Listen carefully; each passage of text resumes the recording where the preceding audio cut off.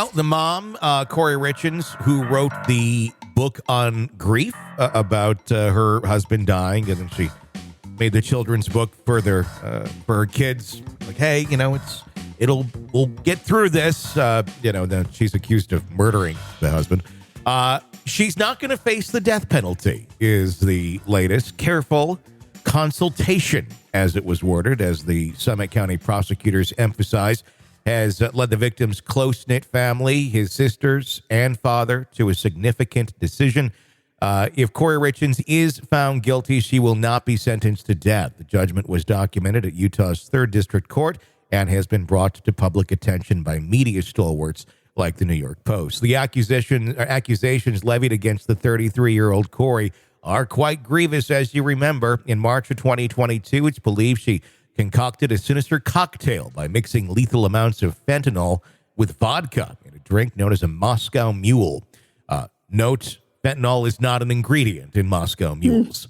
Right. This potent concoction allegedly caused the premature demise of 39-year-old Eric Richins, her husband, in their Utah home. What followed was really astonishing. Mere months after the tragic incident, Kouri published a picture book on grief aimed at aiding her young children in processing their father's death. But Kouri's legal troubles, with the beginning, arrested in May, she faced charges of first-degree aggravated murder, as well as multiple counts of possessing a controlled substance with sinister intent. Prosecutors have been clear on the nature of her charges. They will be tried for a non-capital first-degree felony.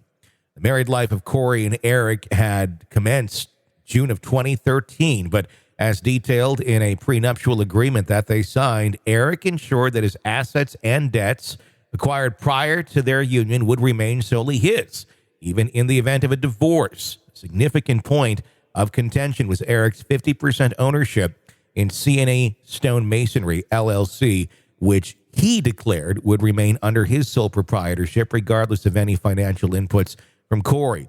Yet complications arose after Eric's untimely death. He had reportedly transferred his business ownerships to the Eric Richins Living Trust.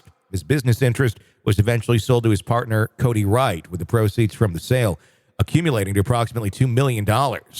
Asserting her rights, Kouri is now embattled in another legal battle, challenging those decisions. She contends that the family home, which the couple purchased in 2012 for $400,000, was not part of the assets specified in the prenup. Kouri's argument rests on her significant financial contributions, from the home's down payment and mortgage installments to funding amenities like a swimming pool and fencing. However, police documents present a very big twist to that. Prior to his death, Eric had allegedly expressed fears about his life being in danger due to his wife's actions. He'd taken steps modifying his will and granting power of attorney to his sister. He even set up a trust transferring assets, including the family home, without Kouri's approval. This isn't where the plot thickens, though. Eric's sister, Katie, claims that Kouri had misappropriated around $494,000 of Eric's funds. Allegedly, a mere 3 years into their marriage, Kouri's financial woes led to her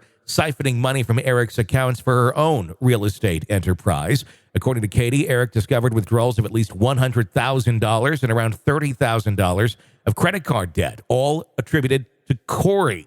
To further complicate matters, Kouri's alleged to have secured a $250,000 loan by fraudulently using Eric's power of attorney. Upon confronting her, Kouri reportedly confessed to these indiscretions and pledged to repay them.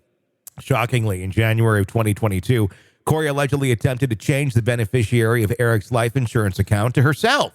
This endeavor failed, but more allegations followed. Kouri purportedly misallowed funds meant for Eric's personal and business tax obligations, with the misdirected amounts totaling to at least $214,370.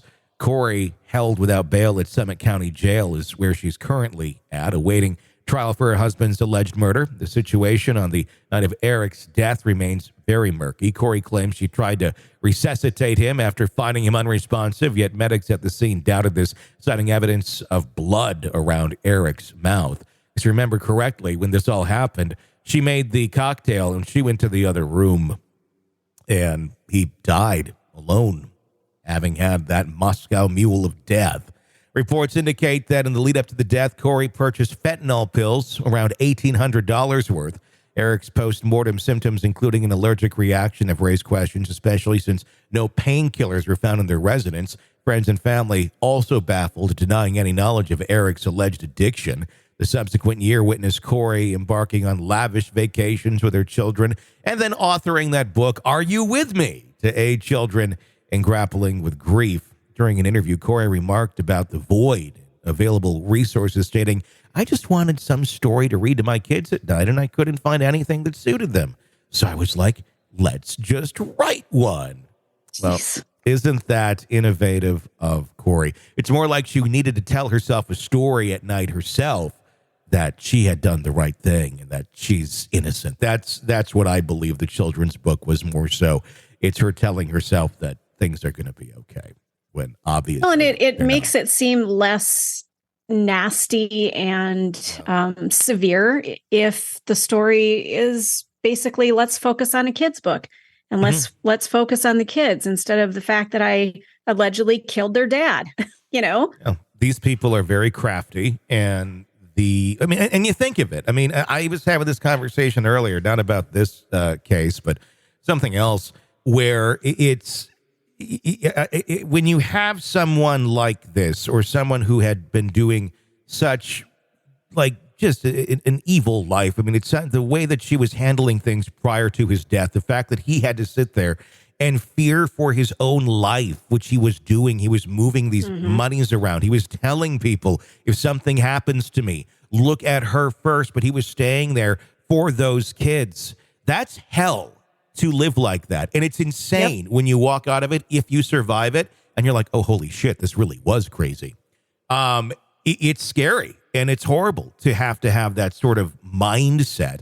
But the thing is, anyone who is putting someone through that, they're never going to come to grips with it. They're never going to see it the way that the victims are of, wow, this is really horrible. This is not appropriate behavior. This is traumatic. This is abusive. This is shitty. They will always find a way to somehow justify it in their own mind. Why? Because if they somehow did see that light and it's somehow shown to them and they're like, oh, holy shit, look at the errors in my ways, it would be so overwhelming that it would be honestly quite shocking if they continue to go on with life, because some dig their holes so deep, there's no way you're going to process that and go forward in any sort of normal mindset, unless some, and it's rare, but some truly do, and they completely atone for what has gone wrong. They realize it. They don't want to be that person, and they change their ways. Rare, but it does happen sometimes. But for the most part, I almost think our bodies, our minds are built in a way that prevents certain people from even being able to go that far because of the trauma of it. It's like a trauma response in other ways, except in a really kind of sick, twisted, manipulative, narcissistic way. Yeah, and how might things have been different if Eric had just said, you know what, this is not working out. We need to part ways. I wish I could stay for the kids, but we need to figure something out and walk away. There would be no story here, I don't think, unless she would have taken it further and done it anyway. I mean, that's the thing. Anyone who is calculating enough to do something like this at any point in time is calculating enough to do it at a different point in time. She had to sit there and think about getting these pills. She had to go procure the pills from someone.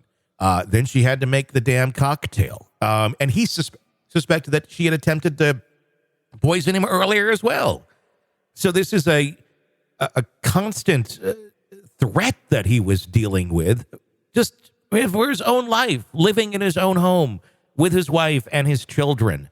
And he was in fear that his wife, in her twisted way of thinking, was going to end up killing him, which she ended up doing if, in fact, she's guilty.